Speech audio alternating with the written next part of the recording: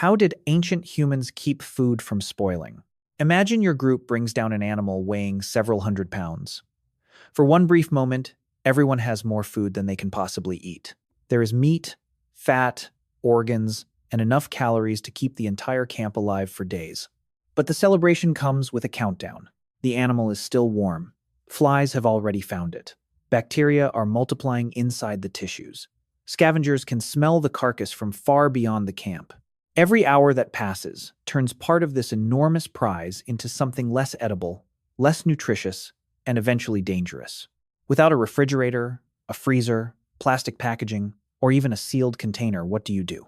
Eat until everyone feels sick? Abandon most of the animal? Or somehow persuade a piece of meat to survive longer than meat is supposed to survive? Ancient humans chose the third option. They dried food in the wind, hid it beneath the ground, suspended it above smoke, sealed nutrients inside bones, buried supplies in cold places, encouraged useful microbes to defeat harmful ones, and eventually built structures designed specifically to keep grain away from moisture, insects, and rodents. They did not understand bacteria. They did not know what oxidation was.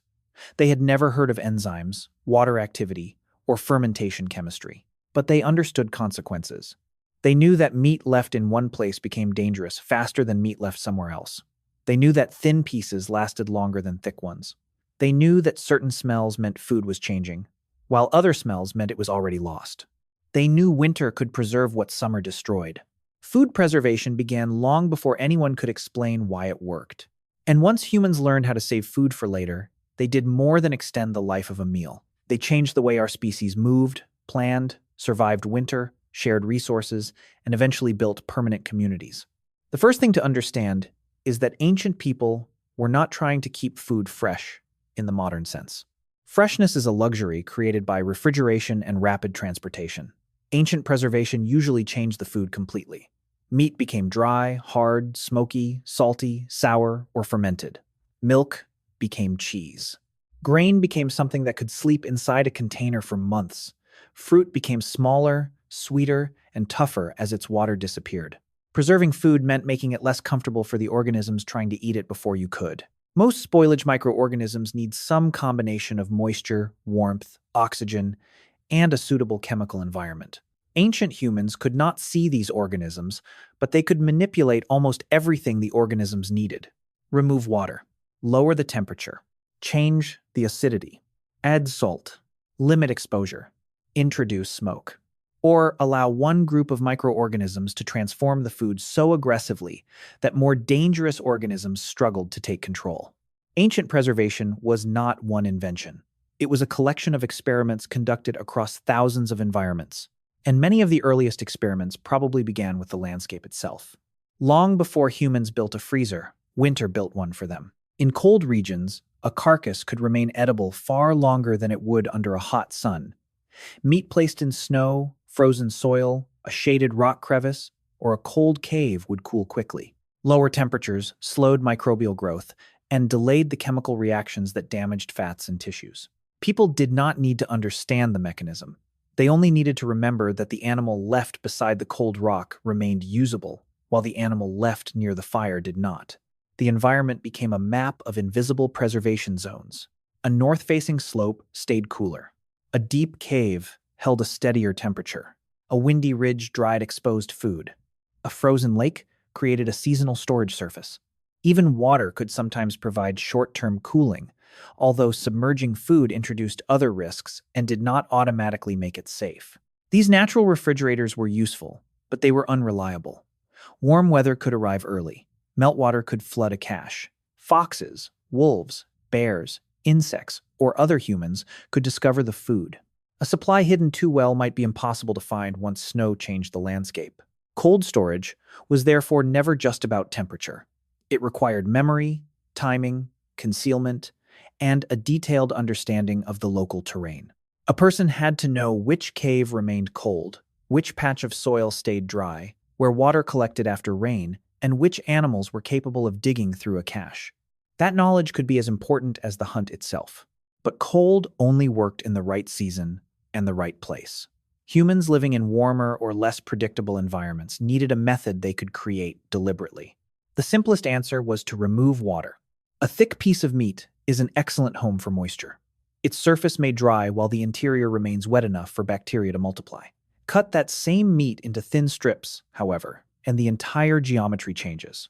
More surface is exposed to moving air. Moisture escapes faster. Sunlight warms the strips. Wind carries evaporated water away. The food becomes lighter, denser, and much harder for many microorganisms to colonize. This sounds simple until you try it. Cut the pieces too thick, and the outside may harden while the center rots. Leave them too close to the ground, and insects reach them. Dry them too slowly, and microorganisms win the race. Expose fatty meat to heat and oxygen for too long, and the fat can become rancid. Allow rain or heavy humidity to return, and food that seemed preserved can begin absorbing moisture again. Drying required more than leaving meat in the sun. It required selecting the right material, cutting it correctly, arranging it so air could move around it, protecting it, watching the weather, and knowing when the process was complete. Archaeologists rarely find a perfectly preserved rack of Paleolithic meat. Wood, cordage, hide, and dried food normally disappear. That makes the earliest history of drying difficult to prove directly. But absence of preserved jerky is not evidence that people failed to make it. Drying is an obvious extension of butchery, fire use, seasonal movement, and the observation of naturally desiccated food. It also appears in traditional food systems across very different environments. The precise beginnings remain uncertain, but the method almost certainly reaches deep into prehistory. Then fire added another layer. Place meat close enough to a fire, and it cooks. Place it farther away, where warm air and smoke move around it slowly, and something more interesting happens. Gentle heat accelerates water loss. Smoke coats the surface with compounds that can discourage some microbial growth and slow oxidation. Insects may also avoid the smoke-filled space. Instead of preserving food through one mechanism, smoking combines several small advantages. It dries. It warms. It changes the food's surface. And it creates an environment that many pests would rather leave. The earliest smoked food is almost impossible to date because smoke does not attach a convenient label to an ancient bone. A hearth beneath a shelter could have been used for cooking, warmth, protection, social activity, tool production, or preservation. Often, it served several purposes at once. But imagine what people living around a fire would have observed. Meat hanging in the smoky upper part of a shelter lasted differently from meat left in a damp corner. Strips placed too close to the flames burned. Pieces kept in gentle smoke changed color, smell, texture, and durability. No single genius needed to invent the smoker. The discovery could emerge gradually from thousands of evenings in which food, heat, airflow, and human attention occupied the same space. Some preservation methods were even stranger. At Qesem Cave, in what is now Israel, researchers studied animal bones from deposits dating roughly between 420,000 and 200,000 years ago. Their analysis suggested that people sometimes kept the long limb bones of animals for delayed marrow consumption. The bone acted like a natural container. Marrow is rich in fat and energy, but once exposed, it deteriorates quickly. Leave it inside an intact bone with some skin still attached, and it receives protection from air, insects, and physical contamination. Researchers compared the archaeological bones with experimentally stored bones and examined the marks produced when dried skin was later removed. The results indicated that marrow could remain usable for weeks under suitable conditions. Ancient people were not merely carrying leftovers.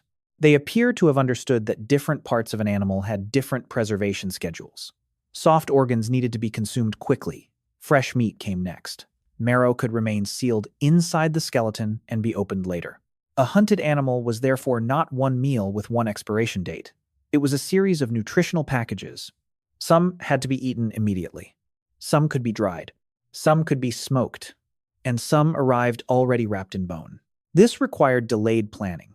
Instead of extracting every calorie at the kill site, people transported selected limbs back to the cave and saved the contents for a future need. That is a surprisingly modern idea. Do not consume everything simply because it is available. Preserve part of today's abundance for tomorrow's uncertainty. Plants created a different problem. Many seeds and nuts naturally contain less water than fresh meat or fruit. That makes them easier to store, but only if they remain dry and protected. Moisture can trigger germination, mold, or decay. Rodents can destroy an entire supply. Insects may already be living inside apparently healthy grain. A pile of seeds on a cave floor is not a pantry, it is an invitation. People used baskets, hide bags, wooden containers, lined pits, elevated platforms, and eventually pottery and purpose-built storage structures. Most of the earliest containers were made from organic materials, so archaeology preserves only fragments of the original story. A basket disappears. A skin bag decays. A wooden rack becomes a faint pattern in the soil. But sometimes the architecture survives. At Dhra, near the Dead Sea in present-day Jordan, archaeologists uncovered purpose-built granaries dating to more than 11,000 years ago. These structures belonged to communities using wild plants before fully domesticated agriculture had transformed the region. One of the remarkable features was a suspended floor. Air could circulate beneath the stored material, reducing contact with damp ground. The raised design also made access more difficult for rodents. This was not a random hole filled with seeds. It was an engineered response to moisture, pests, and seasonal risk. And it appeared before fully developed farming. That matters because storage may not have been merely a consequence of agriculture. It may have helped create the conditions that made agriculture possible. Once people could store wild cereals, staying near productive harvesting areas became more useful. Once they stayed longer, they could observe plant cycles more closely. They could return seeds to favorable ground, protect certain patches, and gradually increase their dependence on particular plants. The pantry may have helped produce the field. Storage also changed the meaning of time. A mobile group often lives within a rapidly moving relationship between food and season. Plants ripen, herds migrate, fish arrive, and people follow. Stored food interrupts that movement. For the first time, part of last season can remain present during the next one. A harvest can feed people after the plants are gone. A successful hunt can contribute calories after the herd has moved away. A community can remain in one location longer because food no longer has to be found again every morning. But a larger store creates a larger temptation. Food must be defended. Someone must decide when it can be opened, who receives it, and how much is saved. A communal reserve can protect everyone during scarcity, but it can also become a source of authority. The person who controls access to the grain controls more than grain. Storage can encourage cooperation, but it can also create ownership, inequality, theft, punishment, and power. A granary is a survival technology with political consequences. Humans also learned that food could be preserved by allowing it to change. Fermentation is often described as controlled spoilage, although that phrase makes it sound more deliberate and predictable than the earliest attempts probably were. Wild yeasts and bacteria are everywhere. They live on plants, containers, skin, tools, and in the air. Given the right conditions, some of them convert sugars into acids, gases, or alcohol. These products change the environment and can make it difficult for more dangerous microorganisms to dominate. The food becomes sour, bubbly, aromatic, or mildly alcoholic. To an ancient observer, none of this involved microbes. The transformation may have appeared to come from the vessel, the season, a previous batch, or the food itself. But patterns would emerge. A mixture prepared in one container behaved differently from the same ingredients left elsewhere. A small portion of an older batch could help a new batch change in a familiar way. A vessel that was scrubbed completely might produce a different result from one carrying residues of previous fermentation. People were maintaining microbial communities without knowing that those communities existed. At Qesem Cave, in present-day Israel, researchers found evidence suggesting that Natufian hunter-gatherers brewed a cereal-based fermented beverage around 13,000 years ago. Microscopic starch damage and wear patterns in stone mortars supported a multi-stage process involving grain preparation, heating, and fermentation.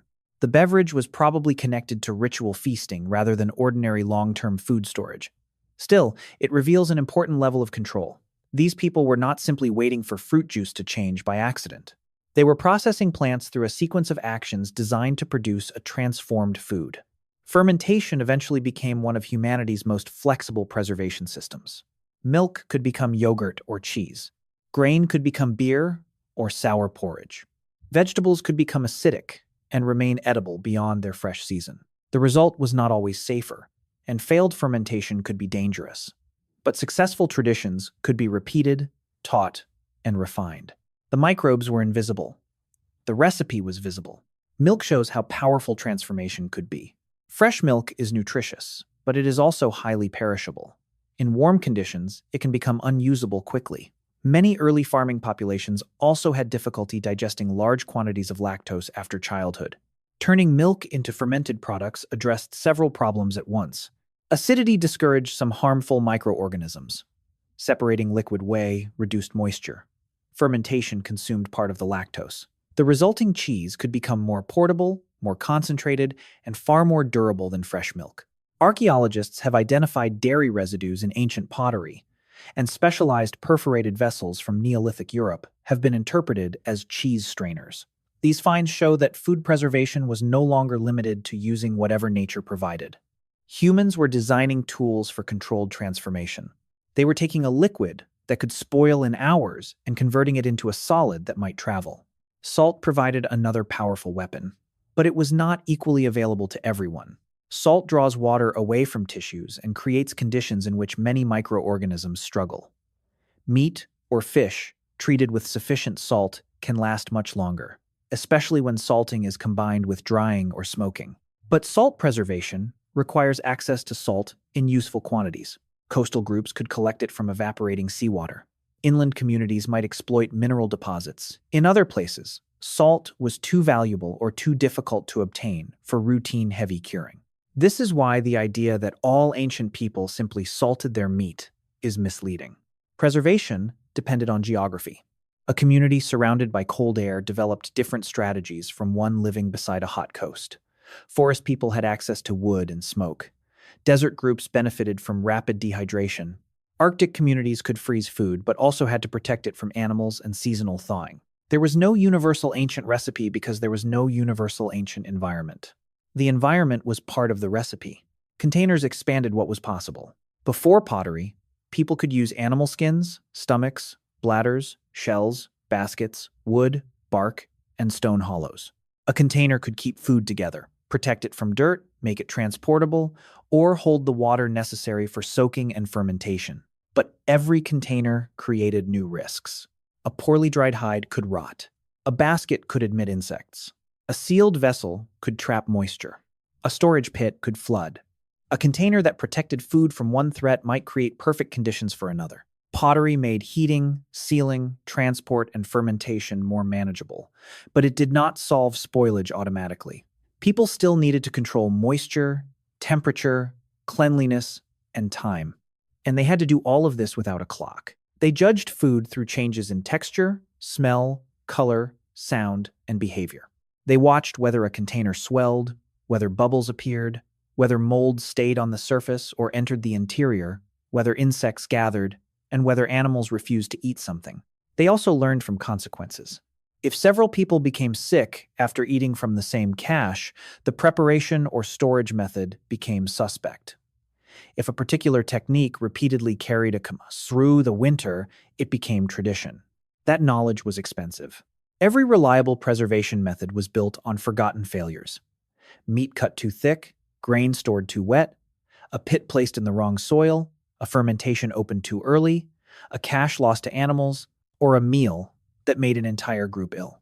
We should not romanticize this system. Ancient food preservation was not modern food safety performed with simpler tools.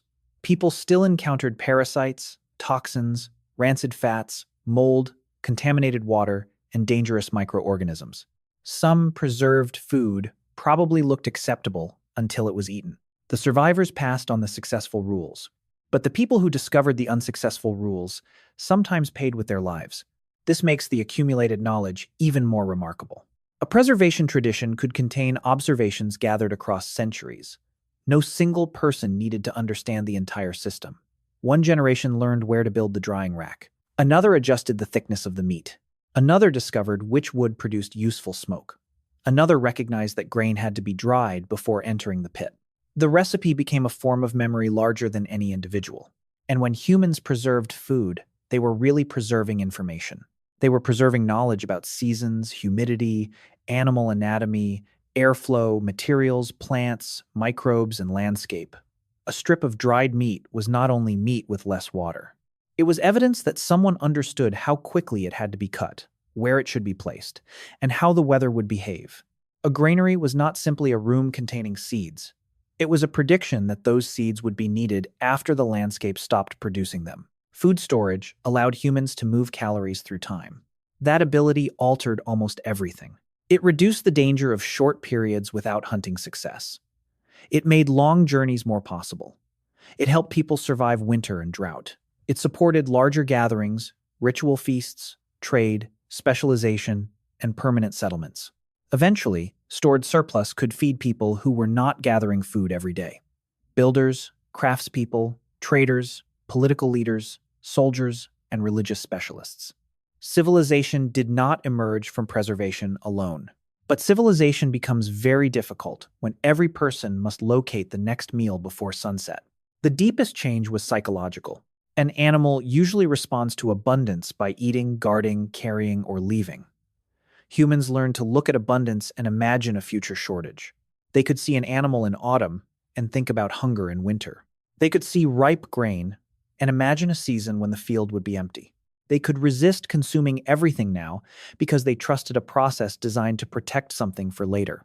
That required planning, cooperation, and faith in knowledge that could not produce an immediate reward.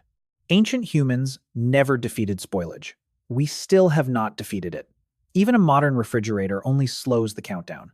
What our ancestors learned was how to negotiate with time.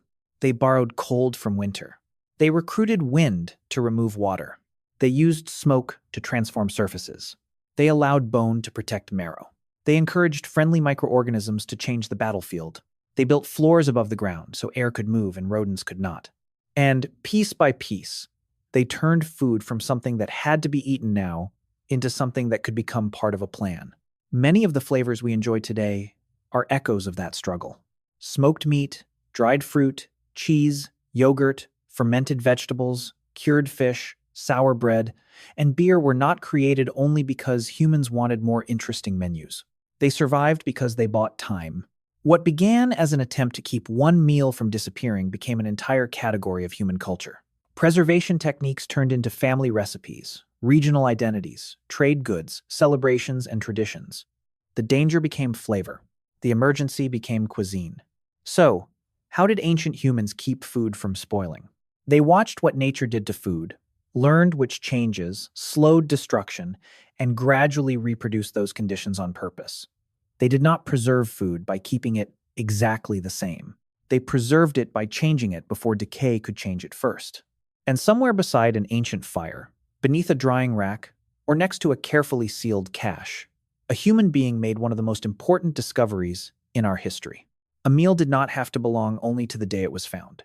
It could belong to the future.